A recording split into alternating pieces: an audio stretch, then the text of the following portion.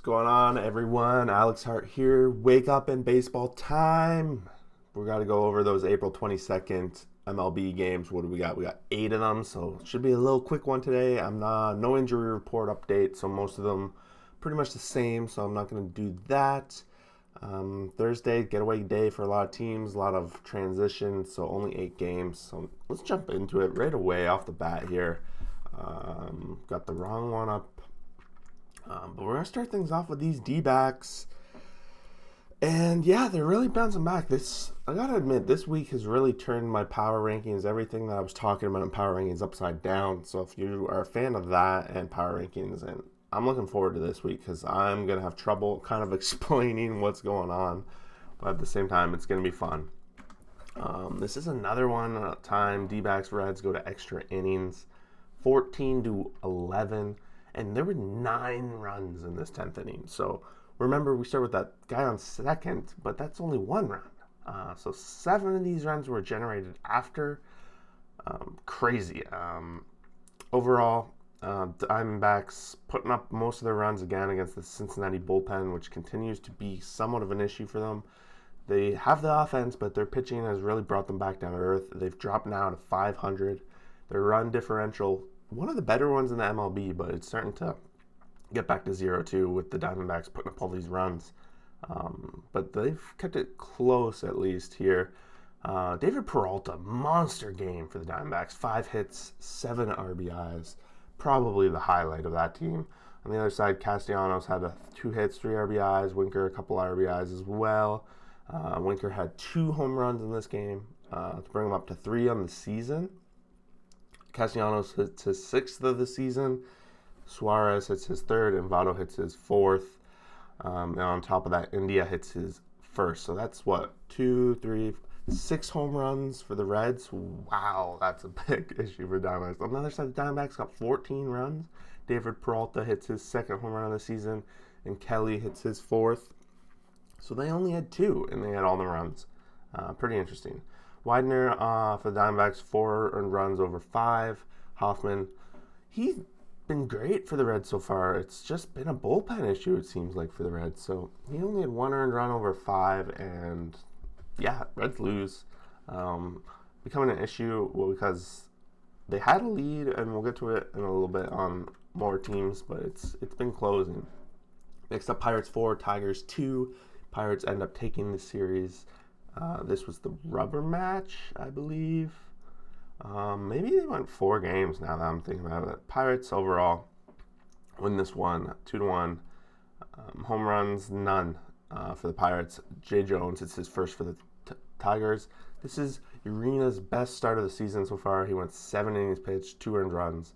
And on the other side, Keller, 2 earned runs, 5. So this one came down to the bullpens to settle it up. And they do that just right. Daniel Norris, interestingly, came in at the end here for the Tigers. In a no save, no what situation. Came in for 1 out. Maybe they just want to bring that ERA down just a tad, right? Maybe. Rodriguez gets his 3rd save of the season as the Pirates, 9-10. They're right in the thick of that division, which is crazy because this division is turning out to be very, very tight across the board. Yankees 6, Indians 3. Yankees now have won 2 in a row at the very least here. They're turning it up. They want to get back to 500. They got a ways to go, but if they keep playing like this, they'll get there. Home runs for Higashioka. I'm going to keep trying, but I'm going to keep failing. That's his 3rd of the season. Otherwise, we got Judge, who had no hits, but he was walked 3 times. Overall, 9 walks the Yankees got, so a lot of patience at the plate. Germán hits his 1st win of the season, 6 innings pitched, 200 runs, so it's his best start of the season. Cervelli for the Indians, 5.1, 2 earned runs, and then a bunch of bullpen. Chapman comes in here. I think he strikes out the side, and I read that out of the 18 outs that he's had this season, 16 of them were strikeouts. Again, we talked about this the other day. Yankees, they're closing. If they can get into the 6th, 7th with a lead, they're going to be one of the tougher teams to beat because they have solid bullpen when it comes to these close, clutch games. And they pick up the win here. Uh, Indians on the other side, they're dropped below 500, but I'm confident their offense is definitely starting to pick up. It's weird though because now their pitching is not performing as before.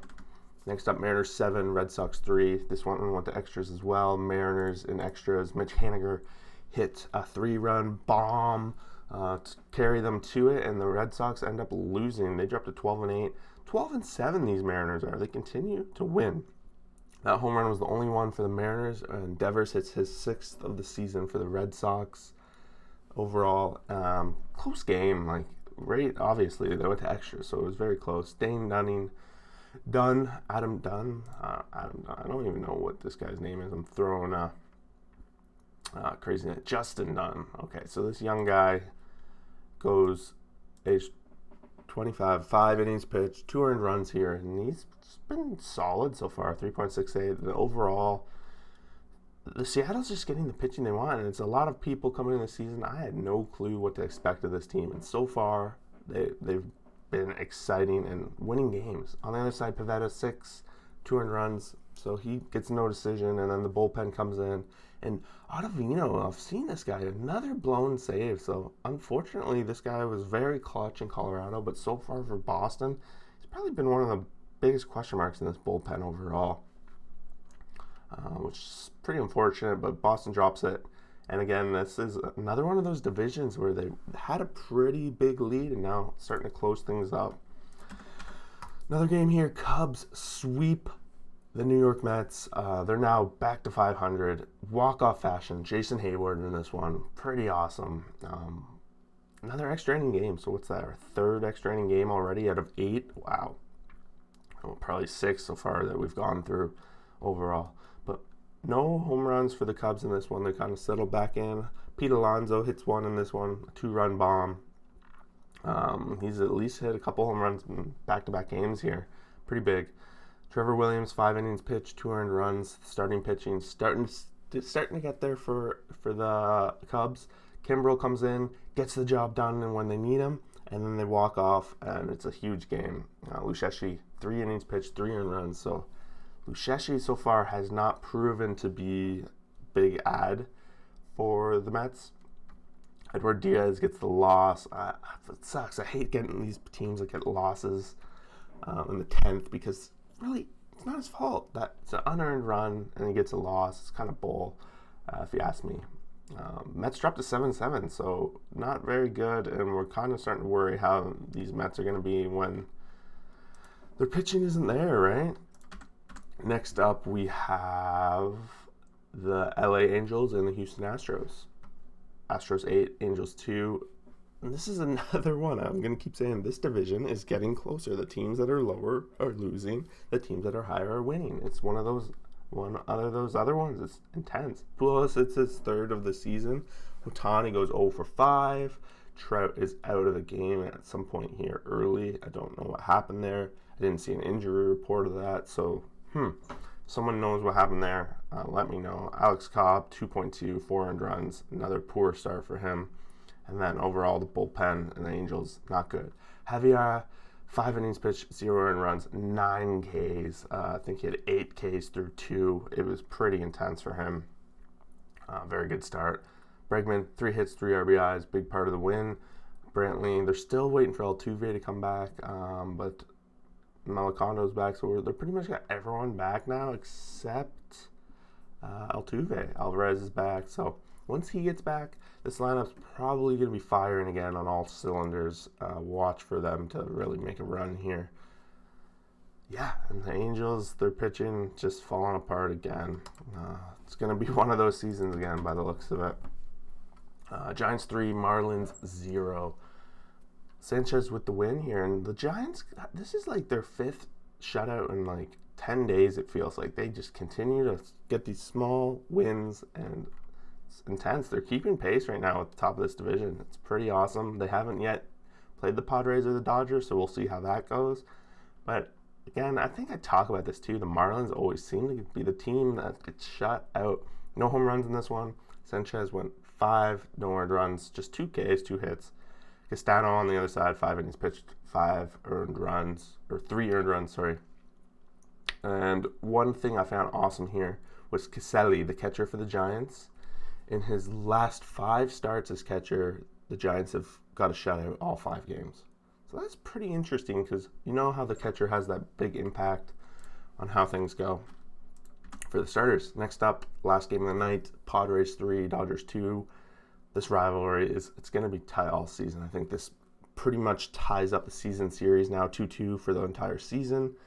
In the 8th inning here, the Dodgers were threatening to tie this one up very closely, and then we had Jake Cronenworth make an amazing double play here. That was the difference, and the Padres were able to close it out because they have that solid bullpen. Home runs, A.J. Pollock hits his first of the season. Nuiz hits his first of the season. Betts is back in the lineup, as we can see. No hits, though, 2 strikeouts. His average is dropping down. Grisham hits his 4th home run for the Padres. And we see Buehler here. He went 7 innings, 2 earned runs, 9 Ks.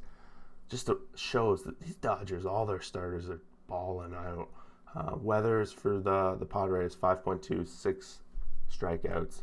Probably his ERA is down to 5.59 as well. And then they bring in their crazy bullpen, 1 out, 1 out. Like they really struggled here, but they blew the save, all that stuff. The guy Pagan gave up 2 home runs, but then they close it out. And Melancon comes in for his 7th save of the season already.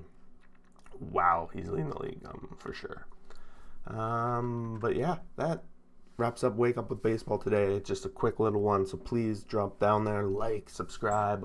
We're doing baseball content all year. Power rankings, they're back there, but they're not quite updated. So don't like say, oh, what's going on back there, because I keep it on my screen and then I kind of do little updates throughout the week. But I don't want you guys to know what's going to happen come power ranking video time. So thanks for watching today. We'll see you guys for the next video.